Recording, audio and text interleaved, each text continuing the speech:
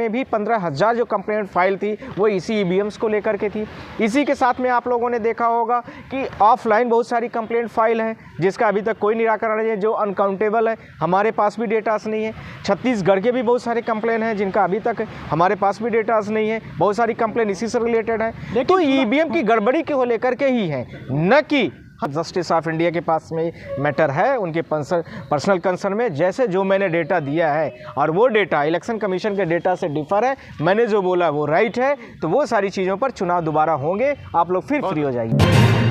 कि मैंने आज प्रेस कॉन्फ्रेंस कर दिया है, इसके पहले मैं प्रेस कॉन्फ्रेंस कर दिया हूं और मैं आप लोगों के माध्यम से पूरे देश की जनता को बोलना चाहता हूं, 140 करोड़ की जनता को बोलना चाहता हूं कि जो देश में वर्तमान तरीके से इलेक्शन कमीशन ऑफ इंडिया ने चुनाव कंडक्ट कराया था 3 दिसंबर का, वो मेरे नज़र में फ्री और फेयर नहीं था। उसकी डेटा भी मैं इलेक्शन कमीशन को 16 जनवरी 2023 को दे दिया हूं और उसमें मैंने बहुत सारे डेटास के साथ में कंप्लेन भी बोला था कि आप इसको वेरीफाइड करा लीजिए और आप लोगों से भी मैं बोलना चाहता हूं कि आप लोग भी वेरीफाइड करिए और उसमें जो डेटास में गड़बड़ी है उसको वेरीफाइड करके उसको अपलोड करिए, चेक करिए। को नहीं मानते हैं जो 23 में हुआ है?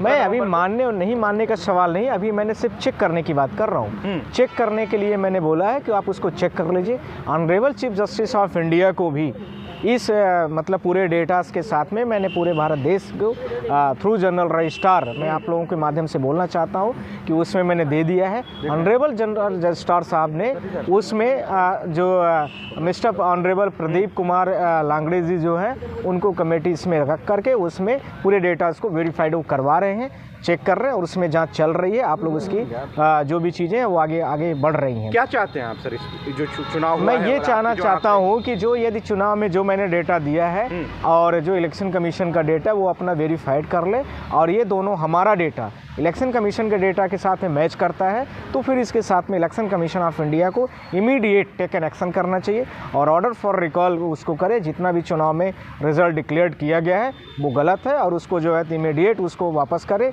रिकॉल करे और रिकॉल करके तुरंत ही जहां जैसी आवश्यक कार्रवाई की गुंजाइश हो तुरंत करें। आवश्यक कार्रवाई का मतलब जहां चुनाव कराने की ज़रूरत है चुनाव कराएं, जहां और चीज़ों को करने की ज़रूरत है वहां और चीज़ों को करें। तीनों राज्यों के चुनाव रद्द होने चाहिए आप ये कह रहे हैं? मेरे हिसाब से मैंने इलेक्शन कमीशन को इसलिए डेटा दिया है और इसके साथ में इलेक्शन कमीशन के साथ में सुप्रीम कोर्ट ऑफ इंडिया को दिया हूँ और ये सारी चीज़ें बहुत जल्दी इसी हफ्ते में क्लियर भी हो जाएंगी। रद्द का नहीं, जो मैंने डेटा दिया है ये सारी डेटा है इसके साथ में, क्योंकि honourable chief justice of India के पास में भी ये डेटा है और इस डेटा के साथ में वह भी अपनी एक पर्सनल लेवल पर वो उसकी ब्रीफिंग चल रही है और वो भी सारे वेरीफाइड करा ले और वेरीफाइड कराने के बाद इन गड़बड़ियों को उजागर करेंगे कि ईवीएम से किस तरह से जो हम लोग सारे लोग भारत देश की जनता अपोजिशन जो इंडिया अलायंस है इलेक्शन कमीशन ऑफ इंडिया किस तरह से उनके साथ मिसबिहेव करके वह अपोजिशन को न तो टाइम देना चाहती है और न तो जनता की आवाज़ सुन करके वीवीपैट की जो पर्ची है उसको इलेक्ट्रॉनिक मोड की जो पर्ची है उसको नहीं दिखाना चाहती है। ये सारा दूध का दूध पानी का पानी बहुत जल्दी ही आप लोगों के सामने पर हो जाएगा, जिसमें लेकर के जिसमें लेकर के मैंने बोला है कि 3-4 तरह के क्वेश्चंस जो मैंने इलेक्शन कमीशन के डेटा पर दिया हो। Total vote of margin is not equal the total vote of the leading differences in between the BJP and Congress. Bhajpa और कांग्रेस के बीच की जो लीड का डिफरेंसेस है वो पूरे देश में यानी मध्य प्रदेश, छत्तीसगढ़, राजस्थान 3 राज्यों को मैंने डेटा प्रोड्यूस किया है। उस डेटा में इनका total vote of the BJP minus total vote of Congress में इक्वल नहीं है।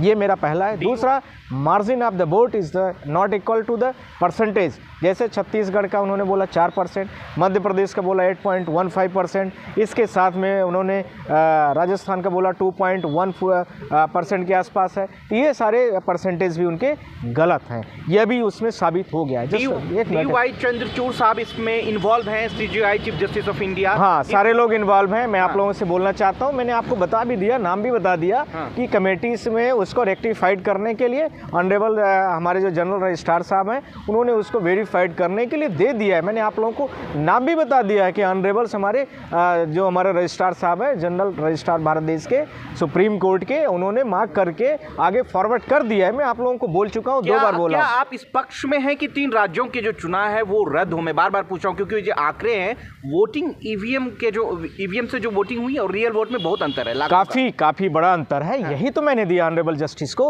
और वो जैसे ही वेरीफाइड होगा आराम से ऑनरेबल जस्टिस भी उसको देख लेते हैं और वो भी तुरंत ही उसको रिमांड करेंगे इलेक्शन कमीशन ऑफ इंडिया को। और साथ में इलेक्शन कमीशन भी संज्ञान पर दे दिया हो कि ये सारे लोग, उनको पता होना चाहिए जो देश की अथॉरिटीज़ हैं, जो देश के अथराइज पर्सन है, जो इलेक्शन को कैंसिल कर सकते हैं, जो इलेक्शन को रिकॉल कर सकते हैं, जो इलेक्शन को दोबारा कर सकते हैं, करा सकते हैं, उन सारे लोगों को मैंने बोला है। साथ में देश की पूरी जनता, 140 करोड़ की जनता, मैं उनको भी डेटा प्रोड्यूस कर दिया हूँ, पब्लिक डोमेन पर है। इलेक्शन कमीशन आपका data total vote of the margin is the not equal to differences in between the BJP and Congress total टीस। तीनों राज्यों में बीजेपी की सरकार है, गिरेगी क्या?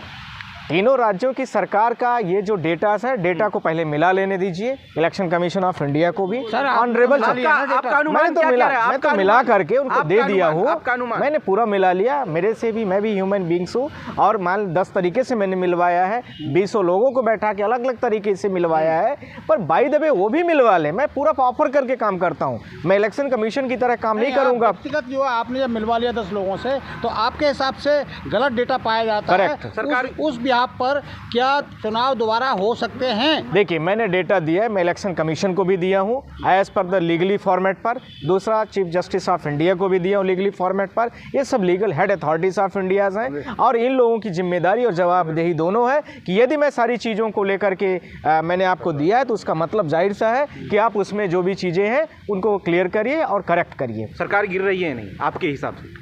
मेरे हिसाब से ऑनरेबल चीफ जस्टिस, हमारे हिसाब में जो मैंने डेटा दिया है उसके हिसाब से तो पूरी गड़बड़ियां हैं। गिर रही है सरकार आपके हिसाब से, आपके डेटा? मैं जितना बोल रहा हूं उसको बार बार सुनो, मैं बार बार बोल रहा हूं। जितना मैंने डेटा दिया है उस डेटा के आधार पर honourable chief justice of India इसको डिसाइड कर लेंगे कि इस जो हमारा डेटा है और इलेक्शन कमीशन के डेटा पर जैसे ही सील लग जाएगी honourable chief justice of India की भी कि हाँ डेटा डिफर है, दोनों के डिफर हैं, यानी हमारे डेटा और उनके डेटा में मैच नहीं खा रहा है, जो मैंने बोला वो राइट है, बार बार बोल रहा हूँ, जो मैंने बोला वो राइट है, तो उसके बाद ये सारी चीज़ें फिर आगे बढ़ जाएंगी। लेकिन सुप्रीम कोर्ट और चुनाव आयोग नहीं मानता कि कोई गड़बड़ी होती है ईवीएम में, आप अपनी तरफ से आरोप लगा रहे हैं सिर्फ ये। मैं आपसे कहना चाहता हूं कि दो जो लोग नहीं मानते हैं, एक बीजेपी और एक इलेक्शन कमीशन ऑफ इंडिया। पर भारत देश के जो कंटेस्टिंग कैंडिडेट हैं, अभी लेटेस्ट में आपने देखा है असम का मैंने उदाहरण दिया है कि टोटल वोटर्स जो है 91 है, वोट पड़ रही 191। आप कैसे पॉसिबल है?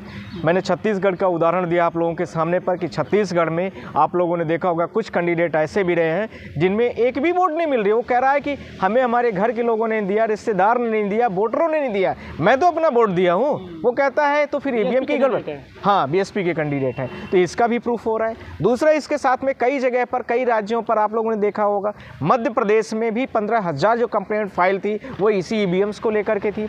इसी के साथ में आप लोगों ने देखा होगा कि ऑफलाइन बहुत सारी कंप्लेंट फाइल हैं जिसका अभी तक कोई निराकरण नहीं है, जो अनकाउंटेबल है, हमारे पास भी डेटास नहीं है।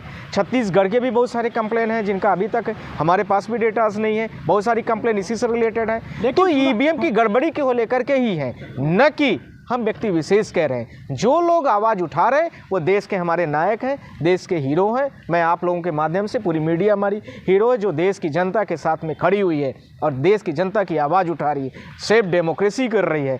ईवीएम हटाओ जैसे जो नारा चल रहा है देश में, उसकी जो कमियां हैं उस कमियों में आप लोग साथ में खड़े हैं और उन कमियों को लेकर के आप लोग बात कर रहे हैं। पार्टियों के पार्टी साथ नहीं खड़ी है, रोड पे क्यों नहीं आ रही है वो? देखिए, पार्टी के नेताओं से आप जाके बात करिए। मैं सुप्रीम कोर्ट का बनते हैं, सांसद तो वही बनते हैं, हम थोड़ी ना बनेंगे सांसद विधायक। मेरी बात समझिए आप, मैं सुप्रीम कोर्ट का वकील हूँ, मेरा काम केस लड़ना है, केस फाइल करना है, वो मैं अपना काम कर रहा हूँ। और आप जैसे पत्रकारों का काम है मीडिया का प्रश्न उठाना, आप लोग भी कर रहे हैं। नेता और पार्टी की बातें जो है आप पार्टी स्पेसिफिक व्यक्ति से जा करके इन सारी चीज़ों को पूछिए। क्या कोई दबाव है नेताओं पर? ये तो पार्टी के नेता ही बता पाएंगे, हम क्या बताएंगे, हम तो अपना काम कर रहे हैं सर। पर आपके माध्यम से मैं लास्ट पॉइंट बोलना चाहता हूँ, 5 चीज़ों को लेकर के मैं इलेक्शन कमीशन ऑफ इंडिया को ब्रीफ करना चाह रहा हूँ आपके माध्यम। पहला, जो ईवीएम से भेजी जाती है और ईवीएम को जो मैन्युफैक्चरर है वो बेल और इसके साथ में आपका ESCIL है, उन दोनों को इन्होंने अभी तक RTI के दायरे में क्यों नहीं दे रहे हैं?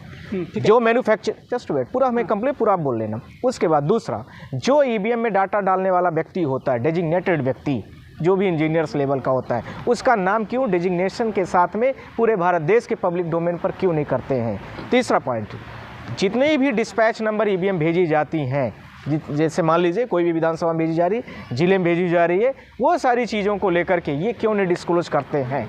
पांचवा अगला इसके साथ में, इलेक्शन कमीशन ऑफ इंडिया अभी तक भारत देश की जनता के साथ में क्यों झूठ बोल रहा है, क्यों नहीं करना चाहता है सारी चीज़ों को, कि वीवीपैट से जो पर्ची निकलती है दिखती है वो हमारे फ्री और फेयर इलेक्शंस के लेकर के, वो पूरे भारत देश की जनता के लेकर के, वो क्यों नहीं उनका कॉन्फिडेंस बना रहे उसको लेकर के वो पर्ची देना चाहता है। जिसमें जैसे मान लीजिए कोई विधानसभा में 15 कैंडिडेट हैं, अब पर्ची जो निकलेगी तो एक व्यक्ति को आप वोट डालोगे, वही पर्ची निकल के आएगी। तो अब आप ये नहीं कह सकते हो कि पेपर बहुत खराब होगा, ये होगा वो होगा। वर्ल्ड का सबसे बड़ा डेमोक्रेटिक कंट्री इंडिया है और वहाँ पर इस तरह से लोग दौड़ रहे हैं, सफ़र कर रहे हैं, ये देश के लोकतंत्र के लिए सबसे बड़ा खतरा है। इसके लिए वीवीपैट से जो पर्ची निकले वो होना चाहिए। मैं लास्ट कंक्लूड कर रहा हूँ आप लोगों के साथ, आप लोग इंतजार करिए, honourable chief justice of India के पास में मैटर है, उनके पर्सनल कंसर्न में जैसे जो मैंने डेटा दिया है और वो डेटा इलेक्शन कमीशन के डेटा से डिफर है, मैंने जो बोला वो राइट है, तो वो सारी चीज़ों पर चुनाव दोबारा होंगे, आप लोग फिर फ्री हो जाइए।